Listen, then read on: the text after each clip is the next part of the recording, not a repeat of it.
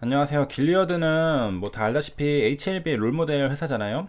예전엔 타미플루로 대박 글로벌 제약회사로 발돋움한 적이 있습니다. 이번에도 이와 관련한 전적이 있어서 관련 기대주로 테마주라고 하기에는 좀 그렇고 기대를 받고 있는 종목이었고 상당히 급등을 했었던 적이 있습니다. 근데 최근에 한 번 더 그런 일이 있었는데 미 증시가 길리어드로 인해서 급등을 했다라는 이야기가 있습니다. 그래서 무슨 말이냐면은 지금 이제 렘데시비르 임상을 하고 있잖아요. 그래서 여기서 보면은 2단계 임상 3상 결과에서 요 그질병 환자들이 대부분 일주일 내에 퇴원했다라고 해서 이거 상당히 좋은 상태 아니냐라는 그런 기대감. 그래서 그 기대감으로 이날 10% 가까이 올랐다라고 합니다. 그래서 아직은 이제 최종 결과는 나온 게 아니지만 이달 중 공식 발표될 예정이다라고 했습니다. 과거에 HLB 임상 때도 보면은 그 환자가 나 이거 약을 좀 더 먹고 싶다 그렇게 했던 그 기사를 본 적 있죠. 그거랑 좀 상당히 유사한 느낌입니다. 그래서 아직은 뭐 결과 나온 거 아니지만은 그 의사가 봐도 환자가 봐도 눈에 띄는 정도의 효과가 있었다라는 기사가 있었는데 길려드도 마찬가지로 여기 일주일 이내로 퇴원을 했다.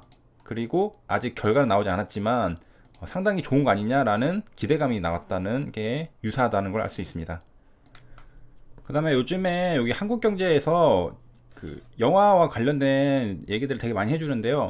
저는 이걸 봤기 때문에 그냥 바로 보면 일단 영화 내용은 그 과거에 있었던 그런 유명한 사건들을 되게 짤막짤막 요약을 잘 해놨습니다.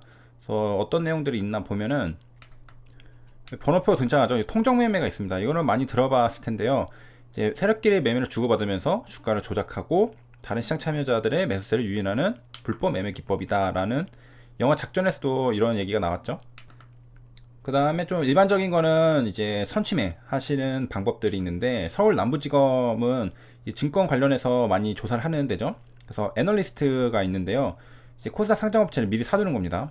그 증권사 리포트를 보면 맨 마지막에 본인과 뭐 배우자는 이 해당 주식을 가지고 있지 않습니다. 그리고 증권사는 이 해당 주식을 뭐 몇 퍼센트 가지고 있지 않습니다. 그렇게 나와 있잖아요.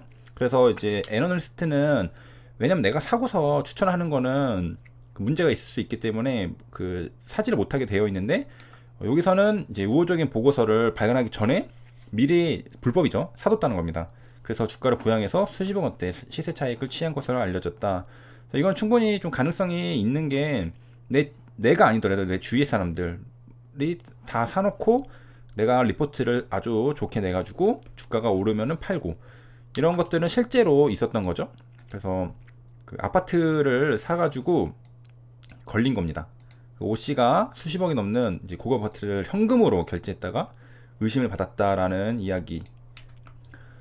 그래서 또 사례가 하나 더 있는데 2014년 CJN의 3분기 실적 발표를 앞두고서 애널리스트는 미리 이제 조금 알고 있잖아요. 그래서 악화된 실적 자료를 미리 펀드 매니저 알고 있습니다. 그래서 400억 원어치를 미리 매도를 하고 주가 폭락하니까 개인 투자자들이 손실을 입었다라는 그래서 미공개 중요 정보 이용 행위가 처벌 대상으로 지정이 됐다라고 했습니다.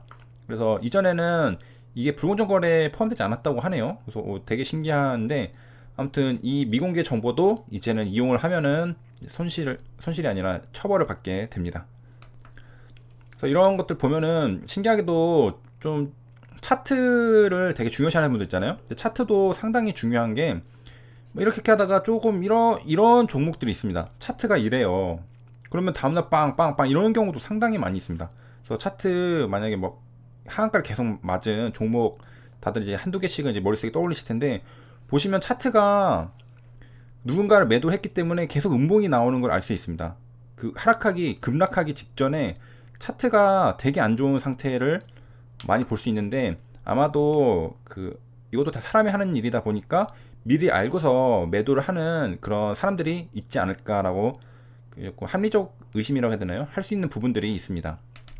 그래서 이 기사에서는 정보 비대칭성 그리고 역선택 이런 것들을 좀 경고를 하고 있는데 실제로 주식 고수분들 이야기들 들어보면은 요즘에는 이런 것들 뭐 거의 없다라고 봐도 될 정도로 투명해졌다라고 합니다. 그래서 음모론적인 생각을 가지기보다는 그냥 공개되어 있는 것들 그런 것도 뭐 충분히 수익을 낼 수 있다라고 말씀하시는 분들도 상당히 많아졌습니다. 옛날에는 좀 이런 얘기들이 많았는데 요즘에는 많이 줄었습니다.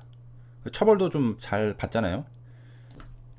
자, 그 다음에 이제 한국 사람이라면 좀 알아봐야 할 23일에 드디어 첫 성장률을 발표를 합니다. 그래서 1분기 마이너스 성장이 유력하다고 하는데 중국 같은 경우에는 그 마이너스 6.8%였잖아요. 한국은 과연 어떻게 나올지. 그래서 2008년 금융위기급 쇼크 재현되나. 그래서 많은 분들 주식하는 분들 특히 관심이 많으실 텐데요. 23일이라고 한다면은 이제 목요일이거든요. 목요일에 이제 발표가 되는데 이제 대부분 예상하기를 실질 국내 총생산 명목이 아니라 실질은 마이너스를 기록할 것으로 보인다라고 합니다.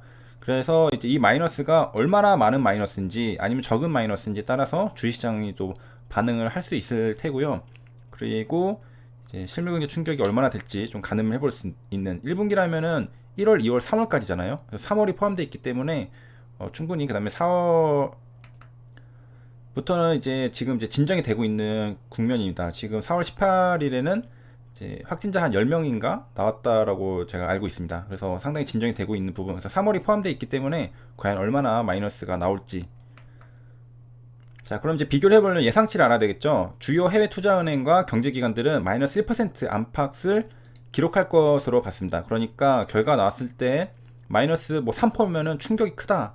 그 다음에 결과가 마이너스 0.5%다. 그럼 선방했다. 이렇게 시장이 반응을 할 겁니다. 그래서 이 마이너스 1%라는 것을 이제 기억해 두시면 나중에 도움이 많이 될 테고요. 그 다음에 이제 또 약간 재밌다고 볼 수 있는데 선거 다음 날 소상공인 대출이 중단이 돼서 반발이 커지니까 단순 실수라는 말이 나왔습니다.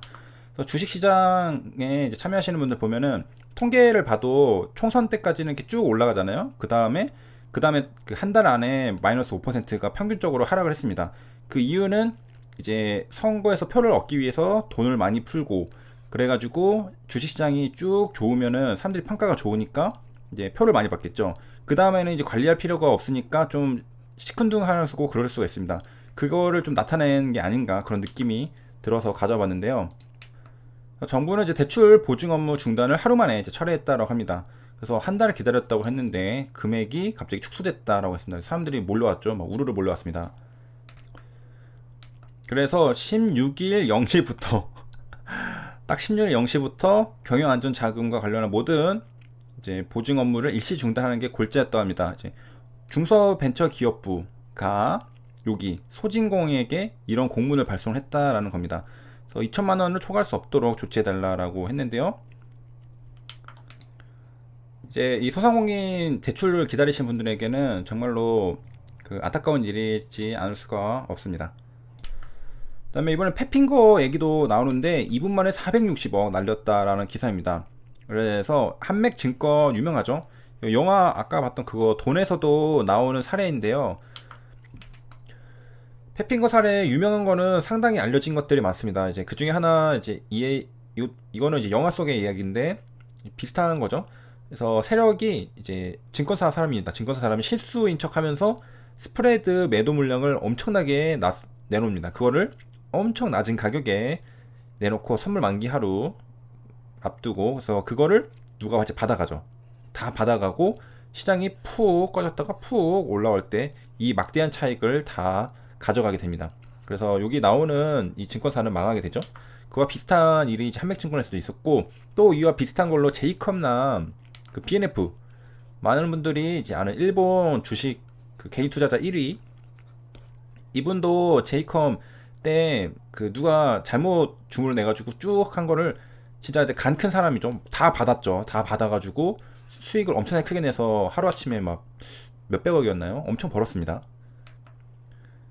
이제 실력과 운이 둘 다 가지고 있었기 때문에 가능했던 거고 이미 돈 많이 번 상태였는데 더 크게 성공을 더 빨리 할 수 있었죠. 보니까 이제 한맥증권만이 아니라 뭐 여러 가지 있었네요. 뭐 상상인 증권도 2011년에 268억, 그 다음에 한맥은 뭐 460 나왔고 케이프 62억, 그 다음에 삼성증권도 94억. 와, 그 손가락 한번 잘못 클릭해가지고 그렇게 된 거죠. 그래서 이제 한맥증권에서 어떤 일이 있었냐, 그 옵션 가격 변수가 되는 이자율을 잘못 입력했다고 합니다. 그래가지고 손실이 이렇게 발생을 했다고 하고요. 그 다음에 이제 케이프 투자증권도 역시 그 큰 손실이 항상 옵션에서 나죠. 그래서 옵션 하지 말라는 게 이렇게 레버리지 크기 때문에 이론가 대비 20% 낮은 가격에 주문을 해가지고 그 해 순위 절반 와, 그 해 순이익 절반은 62억을 하루 만에 날렸답니다. 그러니까 120억을 벌었는데 이 중에 절반을 하루 만에 날렸다고 하고, 그다음에 두 달 뒤 4월 6일에 삼성증권에서도 얘네는 이제 그거 유령 주식 사태로 이것도 결국에는 잘못 입력한 거죠. 1,000원 해야 되는데 1주당 1,000원 해야 되는데 1,000주를 배당을 해버린 거죠. 그래서 더 많은 주식이 퍼진 거고, 이 시국에 갑자기 이 기사가 왜 나왔는지 모르겠지만은 아무튼 그 뭐 재밌는 사례가 또 있었습니다. 시청해주셔서 감사합니다.